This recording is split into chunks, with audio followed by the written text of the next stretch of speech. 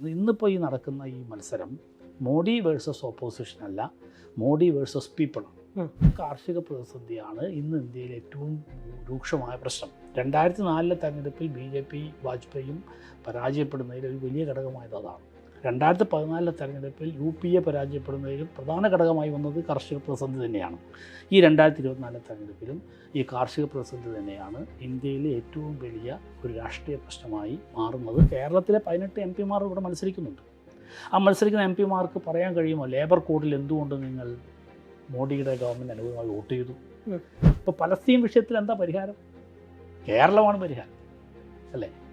പലസ്തീനിലെ യഹൂദരും പലസ്തീനിലെ മുസ്ലിങ്ങളും കേരളത്തിൽ ജീവിക്കുന്നവരും ജീവിക്കാൻ പഠിക്കുകയല്ലാതെ വേറെ വഴിയില്ല. അങ്ങനെ ജീവിക്കാൻ നിങ്ങളെ അനുവദിക്കില്ല എന്നാണ് അമേരിക്കൻ സമരത്വം പറയുന്നത്. അവരോടൊപ്പം ഇസ്രായേലിനോടൊപ്പം നിൽക്കുകയാണ് മോഡി ചെയ്യുന്നത്. GST പാസ്സാക്കിയപ്പോൾ അതിനെ വലിയ രൂപത്തിൽ ചർച്ചയ്ക്ക് വിധേയമാക്കേണ്ടതായിരുന്നു. ആ GST പാസ്സാക്കിയത് ഇന്ത്യൻ ഫെഡറലിസത്തിൻ്റെ മരണമണിയാണ്.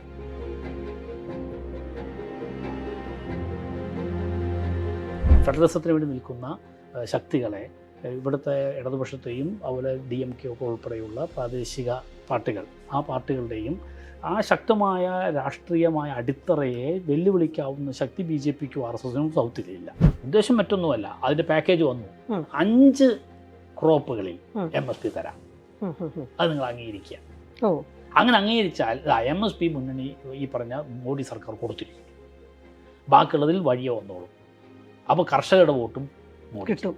ഇതായിരുന്നു അതിൻ്റെ പിന്നിലുള്ള തന്ത്രം. ആ തന്ത്രത്തിൽ കുറച്ചാളുകൾ വീണുപോയി. ഈ കർഷകരുടെ പ്രക്ഷോഭം ഇങ്ങനെ ഉയർന്നു വന്നില്ലായിരുന്നെങ്കിൽ ഒരുപക്ഷെ പ്രതിപക്ഷത്തെ ഐക്യം ഉണ്ടാവില്ല. പ്രതിപക്ഷത്തെ നിങ്ങൾ ഒരുമിച്ച് നിൽക്കാനുള്ള ആത്മവിശ്വാസം ഉണ്ടാവില്ല. സുപ്രീം കോടതിയിലെ ജഡ്ജിമാർക്ക് പോലും ഇലക്ട്രൽ ബോണ്ട് വിഷയത്തിൽ മോഡിക്കെതിരെ ഉറച്ച നിലപാടെടുക്കാൻ ഉള്ള ശേഷി ഉണ്ടാവുമായിരുന്നില്ല. ലോക്സഭാ തെരഞ്ഞെടുപ്പിൻ്റെ ആദ്യഘട്ട വോട്ടെടുപ്പ് കഴിഞ്ഞു. ഇനി ഒരു 6 ഘട്ടങ്ങൾ കൂടി ബാക്കിയുള്ള സമയത്താണ് നമ്മൾ സംസാരിക്കുന്നത്. ഈ തെരഞ്ഞെടുപ്പ് എന്തുകൊണ്ടും ഇന്ത്യൻ ചരിത്രത്തിലെ ഏറ്റവും നിർണായകമായിട്ടുള്ള തെരഞ്ഞെടുപ്പാണ്. NDA സർക്കാർ അധികാരത്തിൽ വരികയാണെങ്കിൽ നമ്മുടെ ഭരണഘടനയും നമ്മൾ ഈ പറയുന്ന ജനാധിപത്യ മൂല്യങ്ങളൊന്നും ഇതുപോലെ അവശേഷിക്കുമെന്നുള്ളൊരു തോന്നൽ ജനാധിപത്യ വിശ്വാസികൾക്കില്ല എന്നുള്ളതാണ് യാഥാർത്ഥ്യം. ഇന്ത്യയിൽ മുഴുവൻ സഞ്ചരിച്ചിട്ടുള്ള ഒരു ആൾ എന്നുള്ള രീതിയിൽ നമ്മൾ കേരളത്തിലിരുന്ന് കാണുന്നത് പോലെ അല്ല വടക്കേ ഇന്ത്യൻ സാഹചര്യം എന്നുള്ളത് വ്യക്തമാണ്. ഈ മോദി ഫാക്ടർ, നമുക്കിവിടെ മോദി എന്തുകൊണ്ട് ഭരണത്തിൽ വരരുത് എന്ന് ഇവിടുത്തെ ആളുകളോട് ഡയറക്റ്റ് സംസാരിക്കാൻ പറ്റും. അങ്ങനത്തെ ഒരു സ്ഥിതിവിശേഷമാണോ നോർത്ത് ഇന്ത്യൻ, പ്രത്യേകിച്ച് കൗബെൽറ്റിൽ നിലനിൽക്കുന്നത്? തീർച്ചയായിട്ടും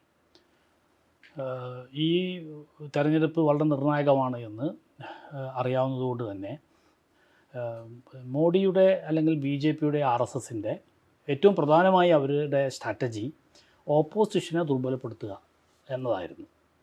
അതിനവർ പല വിധത്തിലുള്ള നടപടികൾ എടുത്തിട്ടുണ്ട്.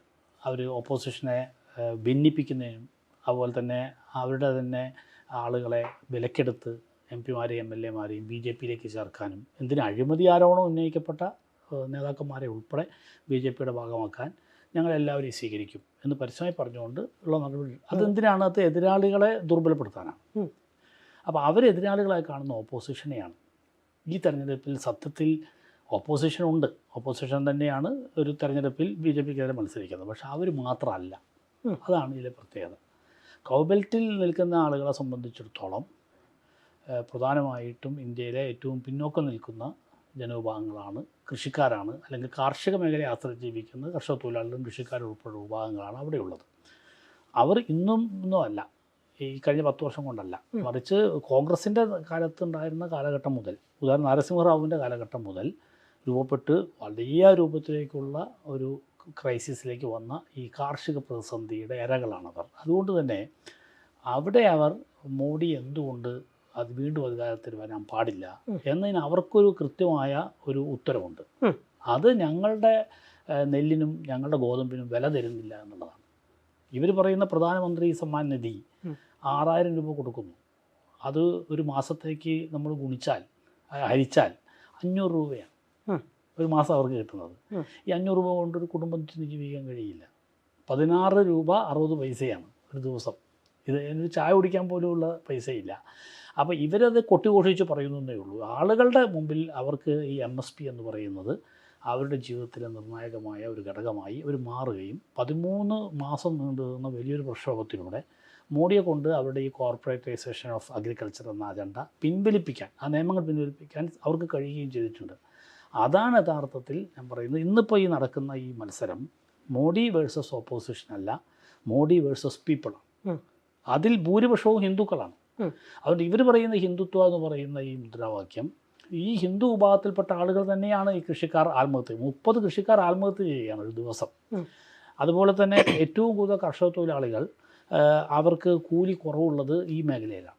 ഇപ്പം RBIയുടെ റിപ്പോർട്ട് പോകുന്നു 241 രൂപയാണ് ഗുജറാത്തിലെ ഒരു ദിവസത്തെ പണിക്കൂലി കൃഷിക്കാർക്ക്, അതായത് ഫാം വർക്കേഴ്സിന്, കർഷക തൊഴിലാളികൾക്ക്.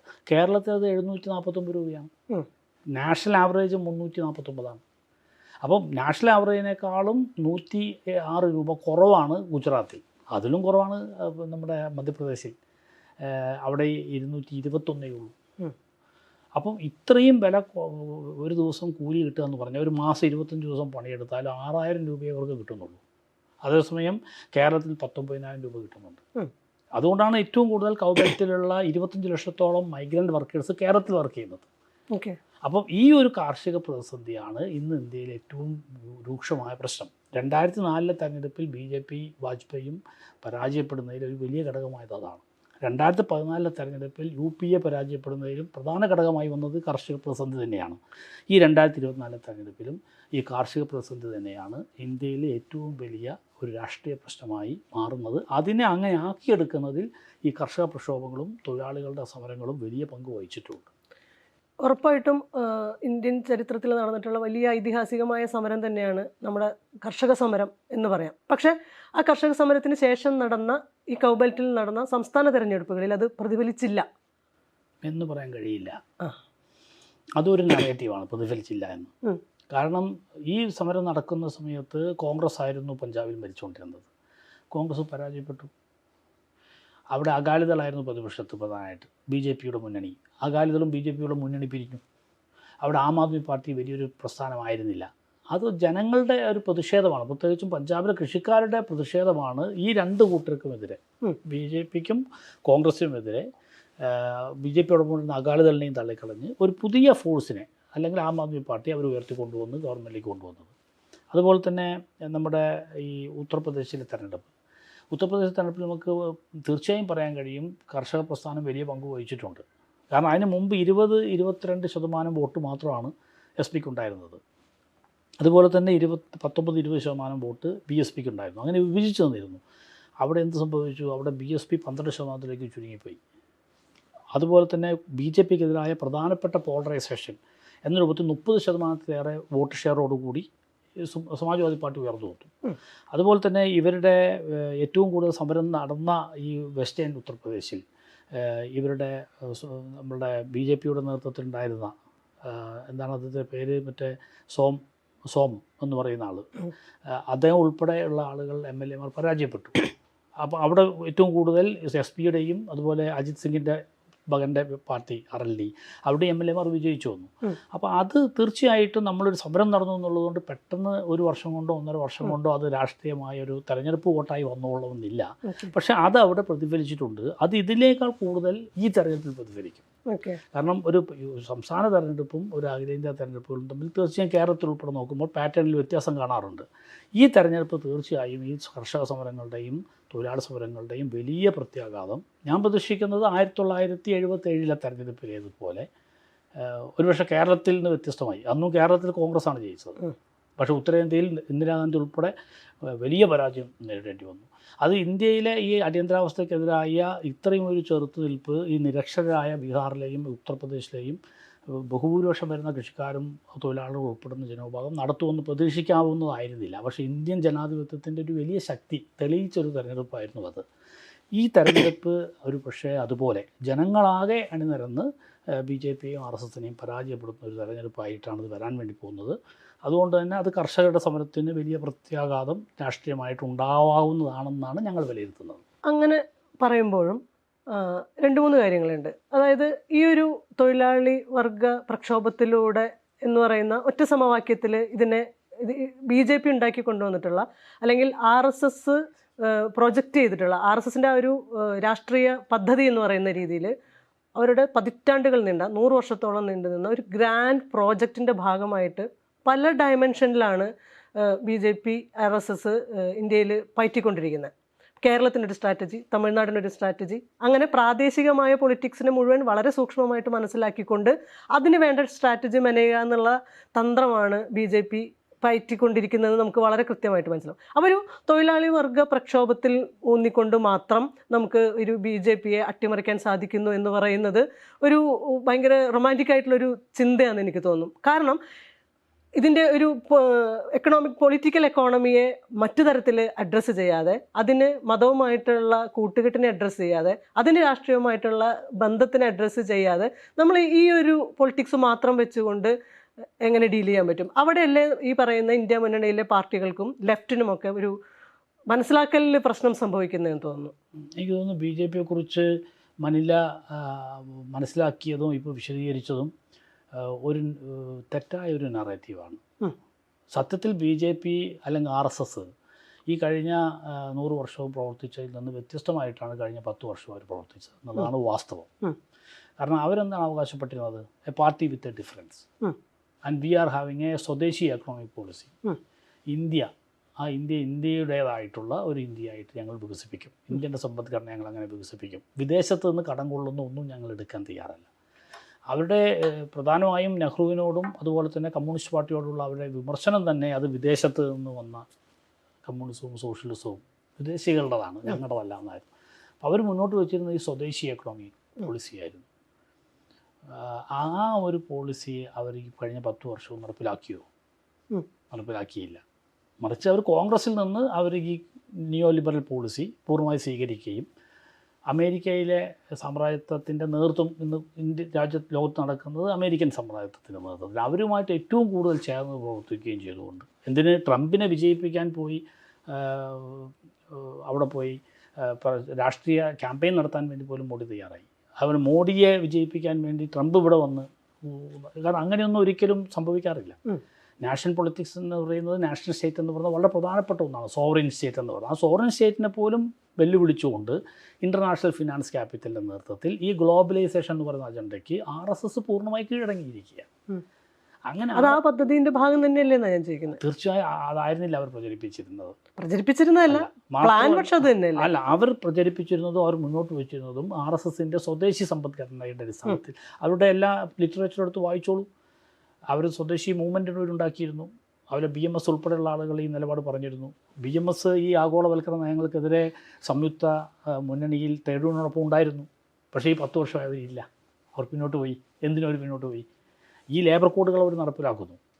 അപ്പോൾ ലേബർ കോഡ് നടപ്പിലാക്കുന്ന ഈ പശ്ചാത്തലത്തിൽ അത് കോൺഗ്രസ് ഉൾപ്പെടെയുള്ള രാഷ്ട്രീയ പ്രസ്ഥാനങ്ങൾ ഇതേ അജണ്ട മുന്നോട്ട് വെച്ചതിൽ നിന്ന് അവർ ഏറ്റെടുക്കുകയാണ് ചെയ്തത്. കോൺഗ്രസ് കൊണ്ടുവന്ന മൻമോഹൻ സിംഗിൻ്റെ എക്കണോമിക്സിക്കൽ പോളിസിയെ ഞങ്ങൾ നടപ്പിലാക്കുകയാണെന്ന് പരസ്യമായി പറഞ്ഞുകൊണ്ട് തന്നെയാണ് അവർ നടപ്പിലാക്കിയത്. അതോടുകൂടി BJPയുടെ ആ ഐഡിയോളജിക്കലായ അവരുടെ വ്യത്യസ്തതയുണ്ടെന്ന് പറയുന്നത് പൂർണ്ണമായി പോയി. ഇപ്പോൾ അവർ പറഞ്ഞു ഞങ്ങൾ വ്യത്യസ്തതയുള്ളൊരു പാർട്ടിയാണെന്ന് പറഞ്ഞിരുന്നു വാജ്പേയി. ആരെങ്കിലും ഒരു അഴിമതിക്കാരനാണെങ്കിൽ അവരെ കൊടിലുകൊണ്ട് പോലും ഞാൻ തൊടില്ല എന്നായിരുന്നു അദ്ദേഹം ഏറ്റവും കൂടുതൽ കയ്യടി വാങ്ങിയ പ്രസംഗം. പക്ഷേ ഇന്നിപ്പം നിർമ്മലാ സീതാരാമൻ പറയുന്നത് ഏത് അഴിമതി ആരോപണമുള്ള ആളാണെങ്കിൽ BJPയിലേക്ക് സ്വാഗതം. അതൊരു വലിയ വ്യത്യാസമാണ്. അപ്പോൾ ഇവിടെ മോഡി അല്ല പ്രധാനം, മറിച്ച് അവർ മുന്നോട്ട് വെക്കുന്ന സാമ്പത്തിക അജണ്ടയാണ്. ആ സാമ്പത്തിക അജണ്ട പൂർണ്ണമായും അമേരിക്കൻ സാമ്രാജ്യത്വത്തിൻ്റെതായി മാറിക്കഴിഞ്ഞു. അത് കർഷകർക്കെതിരാണ്, അത് തൊഴിലാളികൾക്കെതിരാണ്. അപ്പോൾ നിങ്ങളുടെ ആ ഭാഗത്ത് നിന്ന് പറയുന്നത് അത് എന്തുകൊണ്ട് ഇടതുപക്ഷവും അതുപോലെ തന്നെ ഓപ്പോസിഷനിൽ നിൽക്കുന്ന കോൺഗ്രസ് ഉൾപ്പെടെയുള്ള പ്രതിപക്ഷവും ഇവരോട് ഏറ്റുമുട്ടാൻ എത്രത്തോളം അവർ പര്യാപ്തമാണെന്നാണ്. സത്യത്തിൽ അവരോട് ഏറ്റുമുട്ടുന്നത് ഈ പ്രതിപക്ഷത്തെക്കാളേറെ ഈ ജനങ്ങളും ആ ജനങ്ങളുടെ പ്രസ്ഥാനങ്ങളുമാണ്. അതവർ തെളിയിച്ചിട്ടുണ്ട്. ഞങ്ങൾ വെറുതെ പറയുന്നതല്ല. 13 മാസം നീണ്ടു നിന്നൊരു പ്രക്ഷോഭത്തിലൂടെ ലോകത്ത് മുഴുവൻ ഒരു മാതൃകയാകുന്ന വിധത്തിൽ ലോകത്ത് നടക്കുന്ന എല്ലാ കർഷക സമരങ്ങളിലും തൊഴിലാളി സമരങ്ങളിലും ഉള്ള റിസൾട്ട് എങ്ങനെയാണ്?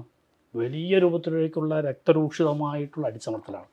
വെടിവെച്ച് കൊല്ലുകയാണ്, ആളുകളെ അടിച്ചമർത്തുകയാണ്, അവരെല്ലാം പിടിച്ച് അറസ്റ്റ് ചെയ്ത് ജയിലിടുകയാണ്. പക്ഷേ നമ്മളവിടെ അടുത്ത് സ്വീകരിച്ചൊരു നോൺ വയലൻസ്, അത് മഹാത്മാഗാന്ധി വ്യക്തിപരമായി പ്രാക്ടീസ് ചെയ്തിരുന്ന ഒന്നിനെ, വ്യക്തിപരമായി ഞാൻ സത്യാഗ്രഹം ചെയ്യുന്നു എന്ന് പറയുന്നതിന് ഞങ്ങളെല്ലാവരും കൂടി അത് ചെയ്യുന്നു. നമുക്ക് ഒരുമിച്ച് ചെയ്യാം. ഇപ്പം ഇവിടെ കേരളത്തിൽ പ്രളയം വന്നപ്പോൾ പിണറായി സാഹു പറഞ്ഞു മുഖ്യമന്ത്രി നിലയ്ക്ക് നമ്മളെല്ലാവരും ഇറങ്ങുകയല്ലേ, നമ്മൾ ഒന്നിച്ചല്ലേ ഇത് ചെയ്യേണ്ടത്. അതിൽ പ്രതിപക്ഷവും അതുപോലെയായിരുന്നു അന്ന് കർഷക പ്രസ്ഥാനത്തിന് നേതൃത്വം പറഞ്ഞത്, നമുക്ക് ഒന്നിച്ച് ചെയ്യാം. അത് വലിയ വിജയമുണ്ടായി. അത് BJPയും RSSനും ഒറ്റപ്പെടുത്തി. അതിൻ്റെ തുടർച്ചയാണ് ഈ തെരഞ്ഞെടുപ്പ്. അതുകൊണ്ട് മോഡിയുടെയും RSSൻ്റെയും അതുപോലെ കേരളത്തിലെ മാധ്യമങ്ങൾ ഉൾപ്പെടെയുള്ള വിലയിരുത്തലുകളിലും അവർ പറയുന്ന കാര്യങ്ങളിലും കുറച്ചുകൂടെ വ്യത്യസ്തമായിരിക്കും ഈ തെരഞ്ഞെടുപ്പിൽ ജനങ്ങളുടെ പ്രതികരണം. അതിൽ കേരളം രാജ്യവ്യാപകമായി നിൽക്കുന്ന ഈ തെരഞ്ഞെടുപ്പിലെ മനോഭാവത്തോടൊപ്പം നിൽക്കുമോ? അതാ ഞാൻ ചോദിക്കുന്നത്. ഏറ്റവും പ്രധാനം ഇപ്പൊ പറഞ്ഞില്ലേ, നമ്മൾ എന്ന് പറയുന്ന പ്രതിപക്ഷം, നമുക്കറിയാം നമ്മുടെ എതിർപക്ഷത്ത് നിൽക്കുന്നത് ഈ പറയുന്ന ഒരു സമഗ്രാധിപത്യ ഫാസിസ്റ്റ് ഐഡിയോളജിയാണ് അപ്പുറത്ത് നിൽക്കുന്നത്. ഇപ്പുറത്ത് നമ്മളെല്ലാവരും ഒരുമിച്ച് ഇറങ്ങുന്നെ വേണം. ആ ഒരു നിർണായക സന്ദർഭമാണിത്. പക്ഷേ അതിനുവേണ്ടി ഉണ്ടാക്കിയൊരു ഇന്ത്യ മുന്നണി, അവർക്ക് ഒന്നിച്ച് നിൽക്കാൻ പറ്റുന്നുണ്ടോ? നമ്മൾ എന്ന് പറയുന്ന ഒരു ഐഡിയോളജി രൂപപ്പെടുത്താൻ സാധിച്ചിട്ടുണ്ട്. ഇപ്പോൾ കേരളത്തിലേക്ക് ഡയറക്റ്റ് നമ്മൾ വരികയാണെന്നുണ്ടെങ്കിൽ ഇവിടെ LDFും UDFും തമ്മിൽ ഇങ്ങനെ ഈ ഇലക്ഷൻ്റെ അവസാന സമയത്തും തർക്കിച്ചുകൊണ്ടിരിക്കുകയാണ്. ഇവിടെ പിണറായി വിജയനും രാഹുൽ ഗാന്ധിയും തമ്മിൽ ചെറിയ പെറ്റിനെസ്, ചെറിയ കുട്ടികളെ മാതിരി അങ്ങോട്ടും ഇങ്ങോട്ടും വഴക്കടിച്ചുകൊണ്ടിരിക്കുന്ന കാഴ്ചയാണ് നമ്മൾ കണ്ടുകൊണ്ടിരിക്കുന്നത്. ഇത് നമ്മളെന്ന് പറയുന്ന കോൺസെപ്റ്റിനെ അട്ടിമറിക്കുകയല്ലേ ചെയ്യുക? ഇത് വേറെ സ്റ്റേറ്റുകളിലും ഇത് നടക്കുന്നുണ്ട്. അപ്പോൾ പ്രതിപക്ഷം എവിടെ നിൽക്കും? ഒന്ന് ഞാൻ എൻ്റെ ഒരു വ്യത്യസ്തത പറഞ്ഞോട്ടെ ചോദ്യത്തോടെ. രാഹുൽ ഗാന്ധിയും അതുപോലെ പിണറായി വിജയനും കൊച്ചുകുട്ടികളെ പോലെ ഏറ്റുമുട്ടുന്നു എന്ന് മല്ല പറഞ്ഞല്ലോ. മല്ലയുടെ ഒരു വിലയിരുത്തലാണ്. കേരളത്തിൽ ചെയ്യേണ്ട സംഗതി അല്ല ചെയ്യേണ്ടത്. അങ്ങനെയാണ്. അതുകൊണ്ടാണ് മല്ലയുടെ ആത്മാർത്ഥതയൊക്കെ പൂർണ്ണമായി ഞാൻ മനസ്സിലാക്കിക്കൊണ്ടാണ്. പക്ഷേ സാധാരണ ഒരു രാഷ്ട്രീയ പ്രവർത്തനം സംബന്ധിച്ചിടത്തോളം അത് അത്ര നിസ്സാരമല്ല. അവർ പറയുന്ന ഏറ്റുമുട്ടൽ വ്യക്തിപരമല്ല. അവർ പറയുന്നത് വളരെ രാഷ്ട്രീയമായി പ്രാധാന്യമുള്ള വിഷയങ്ങളാണ്. ഞാൻ അതിൻ്റെ എല്ലാ വിശദാംശങ്ങളിലേക്ക് ഇപ്പോൾ നമ്മൾ പോകേണ്ടതില്ല, ഈ തെരഞ്ഞെടുപ്പ് സമയത്തെല്ലാം പറയേണ്ടതല്ല. പക്ഷേ നിങ്ങൾ പറഞ്ഞതിൽ സ്പിരിറ്റ് ഞാൻ എടുക്കേണ്ടതുണ്ട്. അതായത് ആ സ്പിരിറ്റ് CPMൻ്റെ പ്രകടന പത്രിക ഇപ്പോൾ വന്നു. ആ പ്രകടന പത്രികയിൽ അവർ 3 കാര്യമാണ് പറഞ്ഞത്. ഒരു കാരണവശാലും BJP വിജയിക്കരുത്, അത് BJPയെ പരാജയപ്പെടുത്തണം. കാരണം അവർ വർഗീയമായ അതുപോലെ അങ്ങേയറ്റം ഡിക്റ്റേറ്റർഷിപ്പിൻ്റെ ഭാഗമായി പ്രവർത്തിക്കുന്ന കോർപ്പറേറ്റ് രാഷ്ട്രീയ സാമ്പത്തിക ഇത് നടപ്പിലാക്കുന്ന നയങ്ങൾ നടപ്പിലാക്കുന്ന പാർട്ടി എന്ന നിലയ്ക്ക് അവർ പരാജയപ്പെടണം. ഇതാണ് ഒന്നാമത്തെ വിഷയം. രണ്ടാമത് പറഞ്ഞത് ഇടതുപക്ഷം ശക്തിപ്പെടണം. ഇടതുപക്ഷത്തിന് എവിടെയൊക്കെയാണോ ശക്തിപ്പെടുത്തുന്നത് അവിടെ മുഴുവൻ ഇടതുപക്ഷത്തെ ശക്തിപ്പെടുത്തണം. മൂന്നവർ പറഞ്ഞത് ഒരു മതനിരപേക്ഷ ജനാധിപത്യ സർക്കാർ കേന്ദ്രത്തെ അധികാരത്തിൽ വേണം. ഇത് 3 കാര്യം എടുത്താൽ അതിൽ മൂന്നാമത്തെ കാര്യമാണ് അതിലെ പ്രായോഗികമായി നടപ്പിലാക്കപ്പെടേണ്ട ഏറ്റവും പ്രധാനപ്പെട്ട കാര്യം. അത് നടപ്പിലാവണമെങ്കിൽ ഇടതുപക്ഷവും അതുപോലെ കോൺഗ്രസ് ഉൾപ്പെടുന്ന പ്രതിപക്ഷ രംഗത്തുള്ള ജനാധിപത്യ മതനിരപേക്ഷ പാർട്ടികളും പരസ്പര ധാരണയോടുകൂടി പ്രവർത്തിക്കണം.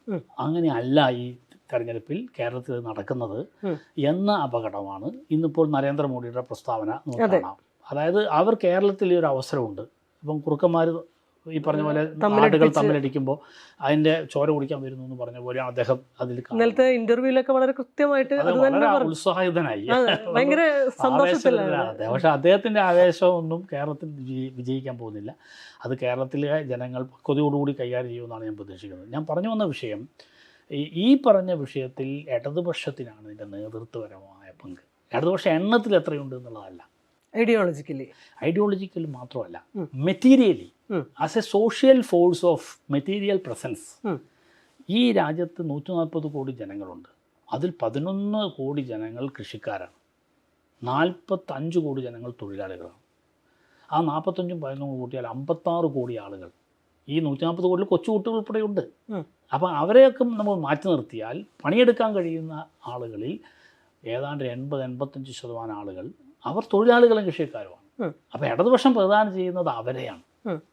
അതുകൊണ്ട് അവരാണ് യഥാർത്ഥത്തിൽ കമ്മ്യൂണിസ്റ്റ് പാർട്ടി ചെറുതായിരിക്കാം, ഇടതുപക്ഷ പാർട്ടികൾ ചെറുതായിരിക്കാം, അവരുടെ പാർലമെൻറ്റിലെ എണ്ണം ചെറുതായിരിക്കാം, പക്ഷെ അവർ നടത്തുന്ന പ്രക്ഷോഭങ്ങളിൽ അണിനിരക്കുന്നത് വലിയ ജനസഞ്ചയമാണ്, ലക്ഷക്കണക്കിന് ആളുകളാണ്. അവരെല്ലാം കോൺഗ്രസിനും BJPക്കും വോട്ട് കൊടുക്കുന്നവർ കൂടിയാണ്.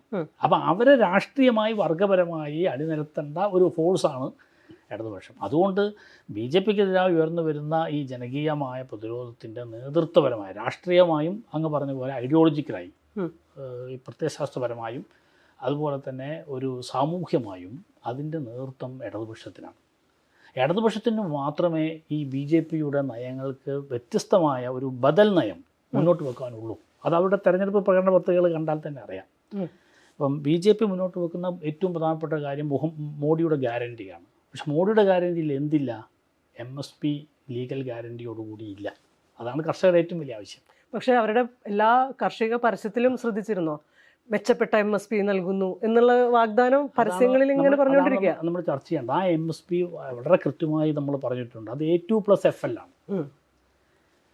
A2+FL എന്ന് പറഞ്ഞാൽ കാർഷിക ചെലവും ഫാമിലി എക്സ്പെൻഡിച്ചറും. FL എന്ന് പറഞ്ഞാൽ ഫാമിലി എക്സ്പെൻഡിച്ചറാണ്, FL ഫാമിലി ലേബർ. പക്ഷെ നമ്മളുടെ സ്വാമിനാഥൻ കമ്മീഷൻ പറഞ്ഞത് എന്താണ്? C2+50%. അതല്ല അദ്ദേഹം പറയുന്നത്. ആ MSP അല്ല അവിടെ പറയുന്നത്. അതായത് 2014 മാനിഫെസ്റ്റോയിൽ BJP എഴുതി വെച്ച MSP സ്വാമിനാഥൻ കമ്മീഷൻ മുന്നോട്ട് വെച്ച C2+50% MSP ലീഗൽ ഗ്യാരണ്ടിയോടുകൂടി നടപ്പിലാക്കും, നിയമം ഉണ്ടാക്കുന്നതാണ്. അതിപ്പോൾ നിയമം ഉണ്ടാക്കുന്നതിനെ കുറിച്ച് പറയുന്നില്ല, C2+50% കുറിച്ച് പറയുന്നില്ല. 2 മിനിമം വേജിനെ കുറിച്ച് പറയുന്നില്ല. അത് തൊഴിലാളികളെ സംബന്ധിച്ചുള്ള ഏറ്റവും, ഞാൻ നേരത്തെ പറഞ്ഞല്ലോ, 241 രൂപ അവിടെ കിട്ടുമ്പോൾ ഒരു മാസം 6000 രൂപയെ അവർക്ക് കിട്ടുന്നുള്ളൂ. പക്ഷേ കേരളത്തിൽ 19,000 രൂപ കിട്ടുന്നുണ്ട്. അതാണ് ആ വ്യത്യാസം. അത് ഉറപ്പുവരുത്താൻ അവർ തയ്യാറാവുന്നില്ല. മൂന്നാമത്തെ ഏറ്റവും പ്രധാന പ്രശ്നം എംപ്ലോയ്മെൻ്റാണ്. ഇന്ത്യയിൽ ഇന്നത്തെ ഏറ്റവും വലിയ പ്രശ്നം എംപ്ലോയ്മെൻ്റാണ്. അതിൽ ഏറ്റവും വലിയ പങ്ക് വഹിച്ചിരിക്കുന്നത് കോൺഗ്രസ്സാണ്. കാരണം ഈ പബ്ലിക് സെക്ടറിനെ പൂർണ്ണമായും സ്വകാര്യവൽക്കരിക്കുന്നതിൽ, അത് ഈ പറഞ്ഞ പോലെ റെയിൽവേ ആയാലും എയർപോർട്ടുകളായാലും ഇൻഷുറൻസ് ആയാലും എല്ലാം പ്രൈവറ്റൈസ് ചെയ്യുന്നതിലുള്ള നിയമങ്ങൾ കൊണ്ടുവന്നത് മൻമോഹൻ സിംഗിൻ്റെ നേതൃത്വത്തിലുള്ള ഗവൺമെൻറ്റാണ്. അതാണ് മോഡി മുന്നോട്ട് കൊണ്ടുപോയത്. അതിലെ നയം എന്താണെന്നുള്ളത് മോഡി പറയണം, അല്ലെങ്കിൽ BJP അവർ പറയാൻ തയ്യാറാവുന്നില്ല. മോഡിയുടെ ഗ്യാരണ്ടിയിൽ ഈ 3 കാര്യങ്ങളും ഇല്ല. കോൺഗ്രസ്സിനത് ചെയ്യാൻ കഴിയുമോ? ഉദാഹരണത്തിന് കേരളത്തിലെ 18 MP-മാർ ഇവിടെ മത്സരിക്കുന്നുണ്ട്. ആ മത്സരിക്കുന്ന MP-മാർക്ക് പറയാൻ കഴിയുമോ ലേബർ കോഡിൽ എന്തുകൊണ്ട് നിങ്ങൾ മോഡിയുടെ ഗവൺമെൻറ് അനുകൂലമായി വോട്ട് ചെയ്തു? കാരണം ലേബർ കോഡ് എന്ന് പറയുന്നത് INTC-കാരനും BMS-കാരനും അതുപോലെ തന്നെ STU-കാരനുമായിട്ടുള്ള തൊഴിലാളികൾ ഇവിടെയുണ്ട്. 8 മണിക്കൂറുള്ള പണി 12 മണിക്കൂറാക്കുക. മിനിമം കൂലി ഉണ്ടാവില്ല. തൊഴിൽ സുരക്ഷിതത്വമില്ല, എപ്പോൾ വേണമെങ്കിൽ പിരിച്ചുവിടാം. നിങ്ങൾക്ക് പെൻഷനില്ല.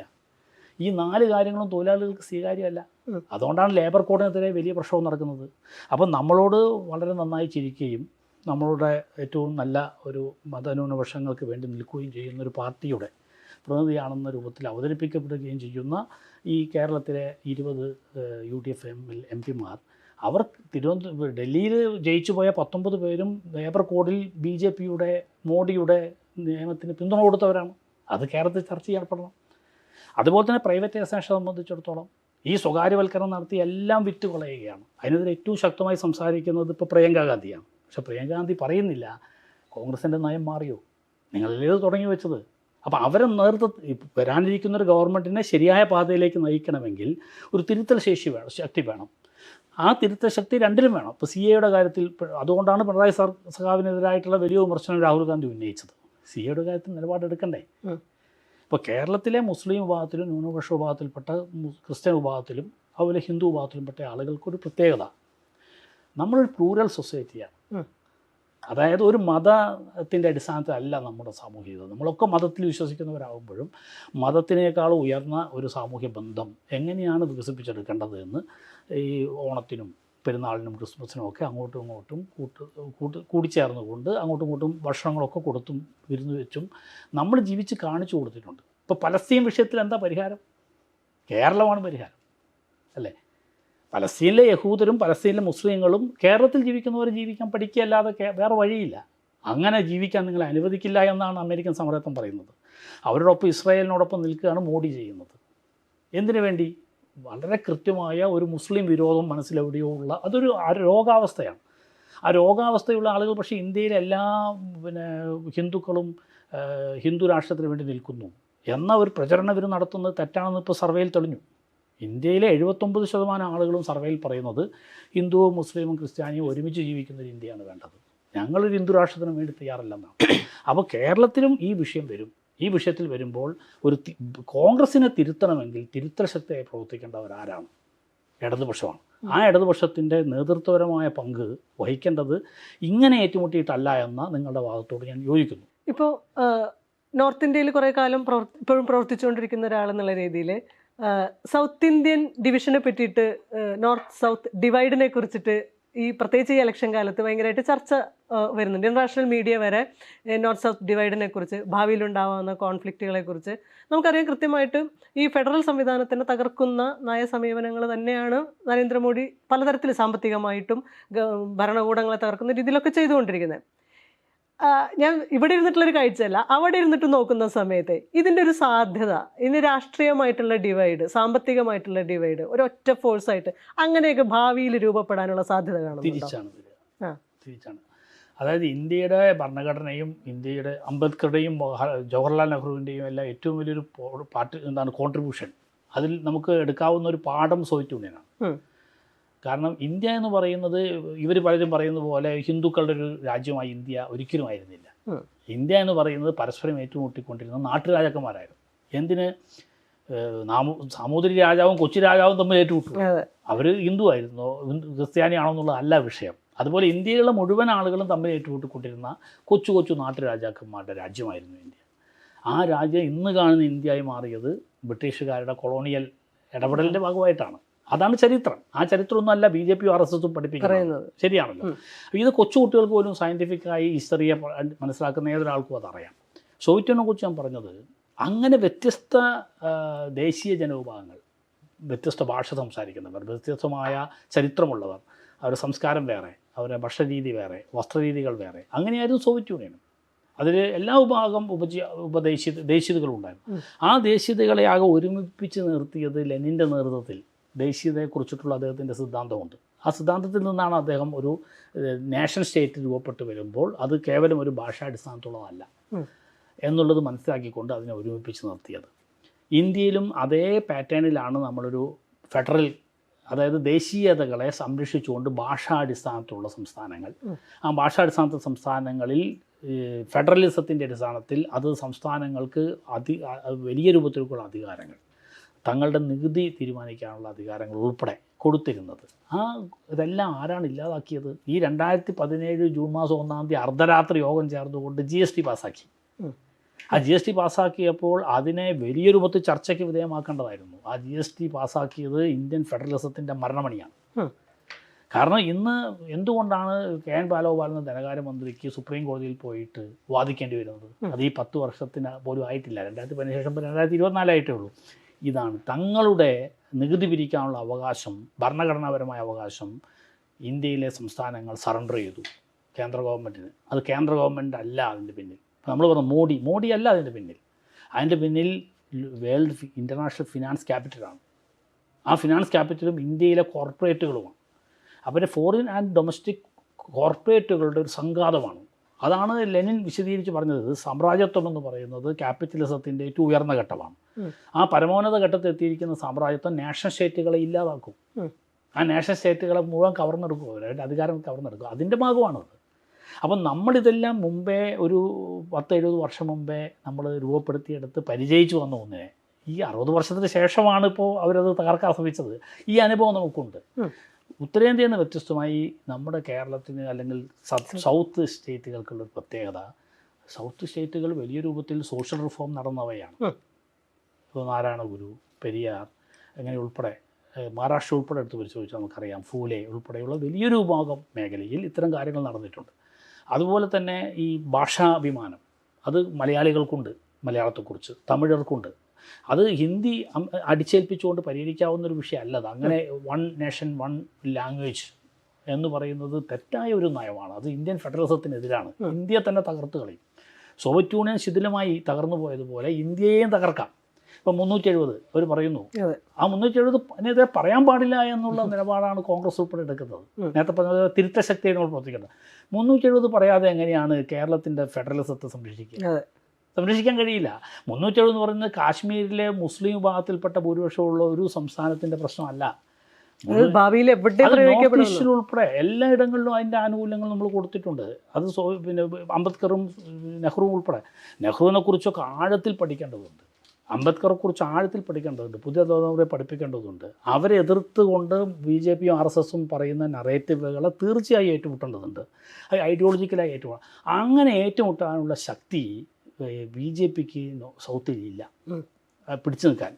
ഈ പറഞ്ഞ ഈ ഫെഡറലിസത്തിന് വേണ്ടി നിൽക്കുന്ന ശക്തികളെ, ഇവിടുത്തെ ഇടതുപക്ഷത്തെയും അതുപോലെ DMK ഒക്കെ ഉൾപ്പെടെയുള്ള പ്രാദേശിക പാർട്ടികൾ, ആ പാർട്ടികളുടെയും ആ ശക്തമായ രാഷ്ട്രീയമായ അടിത്തറയെ വെല്ലുവിളിക്കാവുന്ന ശക്തി BJPക്കും RSSനും സൗത്തിലില്ല. ഇതാണ് യഥാർത്ഥത്തിൽ വിഷയം. മറിച്ച് ഉത്തരേന്ത്യയിലും ഇതേ പ്രശ്നമുണ്ട്. ഇപ്പം മധ്യപ്രദേശിലും അതുപോലെ ജാർഖണ്ഡിലുമുള്ള അതുപോലെ പറഞ്ഞ ഉത്തർപ്രദേശിലൊക്കെയുള്ള സർക്കാരുകൾക്കും ഇതേ പ്രശ്നമുണ്ട്. അവരുടെയും അവകാശങ്ങൾ കവർന്നെടുക്കപ്പെട്ടിരിക്കുകയാണ്. അപ്പോൾ ഫെഡറലിസത്തെ നമ്മൾ ശക്തിപ്പെടുത്തണം. അതിൽ ഈ വാദങ്ങൾ നമുക്ക് അനുകൂലമായിട്ട് ഉപയോഗിക്കാവുന്ന ഒന്നായിട്ടാണ് വരിക എന്നാണ് എൻ്റെ വിലയിരുത്തൽ. ഓക്കെ, കർഷക സമരത്തിലേക്ക് തിരിച്ചു വരുമ്പോഴേ, ഒന്നാം കർഷക സമരത്തിൽ ഇടതുപക്ഷത്തിൻ്റെ നേതൃത്വപരമായ സജീവ പങ്കാളിത്തം ഉണ്ടായിരുന്നു. പക്ഷെ അത് രണ്ടാം സമരത്തിലേക്ക് വരുമ്പോൾ അങ്ങനെയല്ല കാണുന്നത്. അതിൻ്റെ കാരണങ്ങൾ എന്താണ്? പലതരത്തിലുള്ള വിമർശനാത്മകമായും ഉള്ള പലതും വായിച്ചു, അതുകൊണ്ടും കൂടിയാണ് ചോദിക്കുന്നത്. വിമർശനങ്ങൾ ഞാനും വായിക്കുന്നുണ്ട്. രണ്ടാം കർഷക സമരം ആരാണ് രണ്ടാം കർഷക സമരം എന്ന് പേരിട്ടത്? കർഷക പ്രസ്ഥാനമല്ല. ഒന്നാം കർഷക പ്രസ്ഥാനത്തെ ഒന്നാം കർഷക സമരം ഒന്നും ഞങ്ങൾ വിളിച്ചിട്ടില്ല. പക്ഷെ ഒന്നാം കർഷക സമരം പ്രസ്ഥാനം വിജയിച്ചത് എന്തുകൊണ്ടാണ്? ഐക്യമാണ്. എല്ലാ കർഷക വിഭാഗങ്ങളെയും ഒരുമിപ്പിച്ച് ഒരു മുന്നണിയുടെ കീഴിൽ കൊണ്ടുവരുന്നത് ആ ഇഷ്യൂ ബേസ്ഡ് യൂണിറ്റി, പ്രശ്നാധിഷ്ഠിതമായ ഐക്യമാണ്. ആ പ്രശ്നത്തിൽ ഇവിടെ അഭിപ്രായത്തെ സാർക്കുമില്ല. MSP എന്തുകൊണ്ട് ഒരു 2 സംഘടനകൾ മാത്രം, 2 പ്ലാറ്റ്ഫോമുകൾ മാത്രം സമരത്തിലേക്ക് പോയി? അങ്ങനെ സമര രംഗത്തേക്ക് പോകുമ്പോൾ എന്തുകൊണ്ട് ആ സമരത്തിൻ്റെ ഭാഗമായി ബാക്കിയുള്ള എല്ലാ കർഷക പ്രസ്ഥാനങ്ങളും കൂട്ടുയോജിപ്പിക്കാനുള്ള മുൻകൈ അവരെടുത്തില്ല? 2, ആ സമരം തുടങ്ങുന്നതിന് മുമ്പ് എന്തുകൊണ്ട് 3 പേരടങ്ങുന്ന മന്ത്രിമാരുടെ സംഘം അവിടേക്ക് പോയി സംസാരിക്കാൻ പോയി? ഈ വിഷയങ്ങളെല്ലാം നമ്മുടെ മുമ്പിലുണ്ട്. ഞങ്ങൾ ഇപ്പോഴും ഈ തെരഞ്ഞെടുപ്പിന് മുമ്പ് അതിൻ്റെ വിശദാംശങ്ങളിലേക്ക് ഇപ്പോൾ ചർച്ച ചെയ്യാൻ പോകേണ്ടതില്ല എന്ന വിലയിരുത്തലാണ് SKMൻ്റെ നേതൃത്വത്തിലിരിക്കുന്നത് ഞങ്ങൾക്കുള്ളത്. കാരണം എന്തുകൊണ്ടാണെന്ന് വെച്ചാൽ അത് കർഷക പ്രസ്ഥാനം ഡിവൈഡഡ് ആണ്, അവർ ഭിന്നിച്ചു നിൽക്കുന്നു എന്ന പ്രതീതി ഉണ്ടാക്കും. അപ്പോൾ എന്തായിരുന്നു അതിൻ്റെ പിന്നിലുള്ള യഥാർത്ഥത്തിലുള്ള ഉദ്ദേശം മറ്റൊന്നുമല്ല. അതിൻ്റെ പാക്കേജ് വന്നു, 5 ക്രോപ്പുകളിൽ MSP തരാം, അത് നിങ്ങൾ അംഗീകരിക്കുക. അങ്ങനെ അംഗീകരിച്ചാൽ MSP മുന്നണി ഈ പറഞ്ഞ മോഡി സർക്കാർ കൊടുത്തിരിക്കുന്നു, ബാക്കിയുള്ളതിൽ വഴിയെ വന്നോളും. അപ്പോൾ കർഷകരുടെ വോട്ടും മോഡി കിട്ടും. ഇതായിരുന്നു അതിൻ്റെ പിന്നിലുള്ള തന്ത്രം. ആ തന്ത്രത്തിൽ കുറച്ച് ആളുകൾ വീണുപോയി. അവർ ആ ഐക്യമില്ലാതെ പോയാൽ അത് ഒന്നാം കർഷക സമരം വന്നതുപോലെ ആവില്ല. മാത്രമല്ല അത് ശത്രുവിൻ്റെ കയ്യിൽ കളിക്കുന്നതിന് തുല്യമാവും, അതൊരു വർഗവഞ്ചനയായി മാറും എന്ന് അവർക്ക് തിരിച്ചറിയാൻ കഴിയാതെ പോയി. പക്ഷേ ഞങ്ങൾ ആ വർഗവഞ്ചനയിലേക്ക് പോയില്ല. കാരണം വർഗവഞ്ചനയെക്കാളും വലുതാണ് വർഗശത്രു. അതുകൊണ്ട് വർഗശത്രുവിന് മുമ്പിൽ കർഷകർ വിഭജിച്ചു നിൽക്കുന്നു എന്ന് വരാതിരിക്കണം. അതുകൊണ്ട് ഞങ്ങൾ അവരോട് പറഞ്ഞത് നമുക്ക് ഒരുമിച്ച് നിൽക്കേണ്ടവരാണ്. നിങ്ങൾക്കെതിരെ ഒരു അക്രമം വന്നാൽ അതിൽ സർക്കാരിനെതിരെ ഏറ്റവും ശക്തമായി പ്രതിഷേധിക്കാൻ ഞങ്ങളൊപ്പമുണ്ട്. അങ്ങനെ ഞങ്ങളാണ്, അല്ലെങ്കിൽ SKMൻ്റെ നേതൃത്വത്തിലാണ് രാജ്യവ്യാപകമായി ഈ ശുഭകരൺ സിംഗ് കൊല്ലപ്പെട്ടപ്പോഴും അതിന് മുമ്പ് ഫെബ്രുവരി 13-ാം തീയതി വലിയ ലാത്തി ചാർജ് നടന്നപ്പോഴും ഇന്ത്യയിലാകെ ഈ പ്രക്ഷോഭം ഏറ്റെടുത്തത് സംയുക്ത കിസാൻ മോർച്ചയും അതുപോലെ സെൻട്രൽ ട്രേഡ് യൂണിയൻസുമായിട്ടുള്ള കൂട്ടായ്മയാണ്. ഞങ്ങളുടെ നേതൃത്വത്തിൽ ഫെബ്രുവരി മാസം 16-ാം തീയതി രാജ്യവ്യാപകമായി തൊഴിലാളികളുടെ പണിമുടക്ക് നടന്നു. അതുപോലെ കർഷകർ ഗ്രാമീണ ബന്ദ് നടത്തി. ഈ പ്രക്ഷോഭം നടക്കുമ്പോഴാണ് 13-ാം തീയതി ഈ മാർച്ച് നടക്കുന്നത്. അപ്പോൾ രാജ്യവ്യാപകമായി വലിയൊരു പ്രക്ഷോഭത്തിൽ കോടിക്കണക്കിന് കർഷകരും തൊഴിലാളികളും അണിനിരത്തിക്കൊണ്ട് BJPക്കെതിരെ ഈ തെരഞ്ഞെടുപ്പിന് കൂടെ മുന്നോടിയായി ഒരു സമരാന്തരീക്ഷം ഒരുക്കിക്കൊണ്ടുവരുന്ന ഘട്ടത്തിൽ ഞാൻ നേരത്തെ പറഞ്ഞതുപോലെ ഇതിനെ ഡൈവേർട്ട് ചെയ്യാനുള്ളൊരു ശ്രമം ഉണ്ടായി. ആ ഡൈവേർട്ട് ചെയ്യാൻ പറ്റുന്ന ശ്രമം പക്ഷേ സത്യത്തിൽ മോഡിയെ വല്ലാതെ RSSനെയും വല്ലാതെ ദുർബലപ്പെടുത്തി. കാരണം ജനുവരി മാസം 22-ാം തീയതിയാണ് അയോധ്യയിലെ പ്രാണപ്രതിഷ്ഠ. അതിനുശേഷം ഇന്ത്യ മൊത്തത്തിൽ അധികം സമയമൊന്നുമില്ല. അതുപോലെ ഈ പറഞ്ഞ പ്രതിപക്ഷം ആകെ ദുർബലപ്പെട്ട് നിൽക്കുന്നു.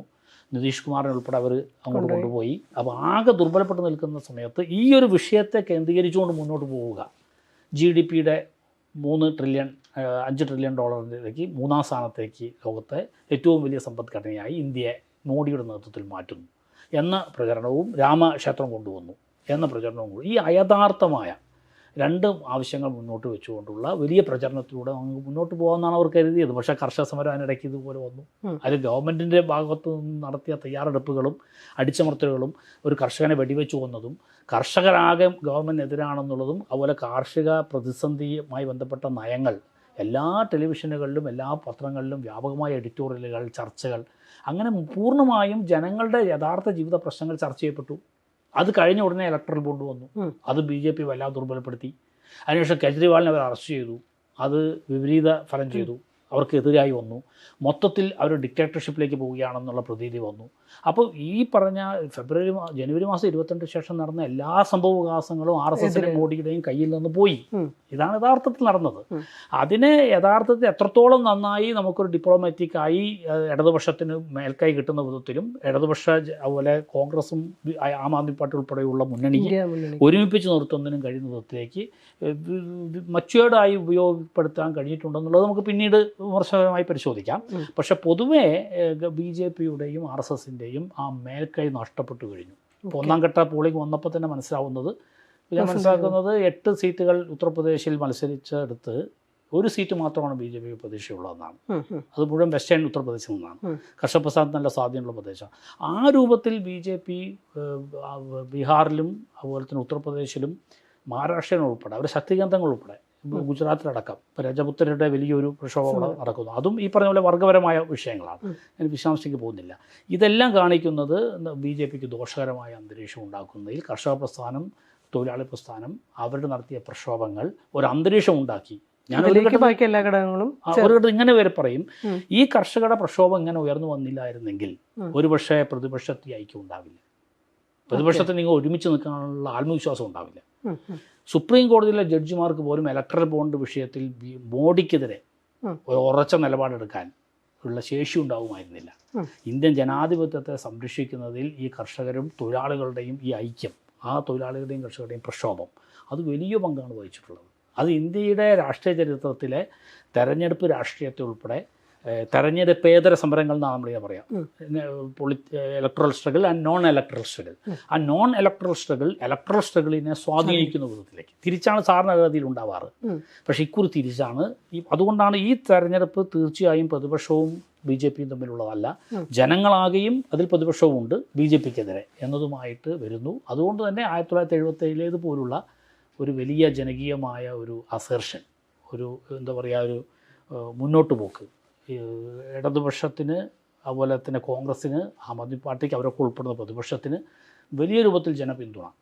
ആരാണോ BJPയെ തോൽപ്പിക്കാൻ ഉതകുന്നത് അതിന് കഴിയുന്ന വിധത്തിലേക്കുള്ള ഒരു സമീപനം അത് ഉത്തരേന്ത്യയിൽ പ്രത്യേകിച്ച് വന്നിട്ടുണ്ട്. പ്രത്യേകിച്ചും രാജസ്ഥാനിലൊക്കെ കഴിഞ്ഞ തെരഞ്ഞെടുപ്പിൽ ഒരു മുന്നണി ഉണ്ടായിരുന്നില്ല.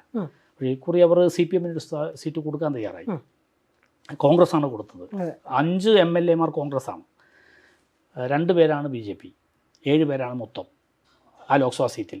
അങ്ങനെ 5 MLAമാർ കോൺഗ്രസ് ജയിച്ചൊരു മണ്ഡലമാണ് സീക്കർ. അതാണ് അവർ CPMന് കൊടുക്കുന്നത്. കാരണം അവർക്കറിയാം അത് കൊടുക്കുന്നതുകൊണ്ട് മറ്റു മണ്ഡലങ്ങളിലുള്ള CPMൻ്റെ വോട്ട് കൂടെ വരുമ്പോൾ 4 ലക്ഷത്തോളം വോട്ട് CPMന് അവിടെ കഴിഞ്ഞ അസംബ്ലിയിൽ വന്നിട്ടുണ്ട്.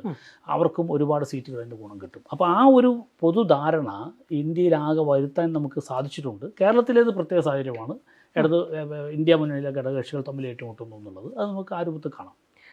ഇതിന് നേരെ സീറ്റിലേക്ക് കൺവേർട്ട് നമ്മുടെ ഈ ഒരു പോസിറ്റീവ് ചിന്തയുണ്ടല്ലോ, അതിന് നേരെ സീറ്റിലേക്ക് കൺവേർട്ട് ചെയ്ത് കഴിഞ്ഞാൽ ഏതാണ്ടൊരു കഴിഞ്ഞ പ്രാവശ്യം കിട്ടിയതിനെക്കാട്ടിലും ഒരു 100 വോട്ടിൻ്റെയൊക്കെ വ്യത്യാസം NDA മുന്നണിക്ക് ഉണ്ടാകുന്നുള്ള നിരീക്ഷണങ്ങളും ചില റിപ്പോർട്ടുകളൊക്കെ വരുന്നുണ്ട്.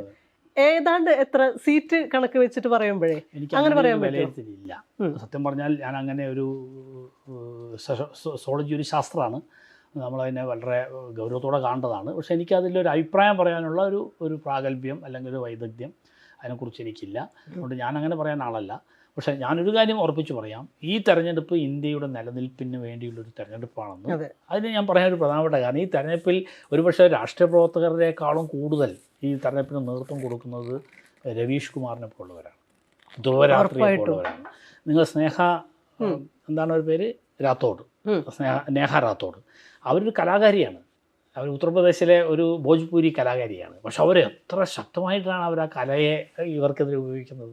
അതുപോലെ നമ്മുടെ സാമ്പത്തിക ശാസ്ത്രജ്ഞനായ നിർമ്മലാ സീതാരാമൻ്റെ ഭർത്താവ് കൂടിയാണ് പ്രഭാകരൻ.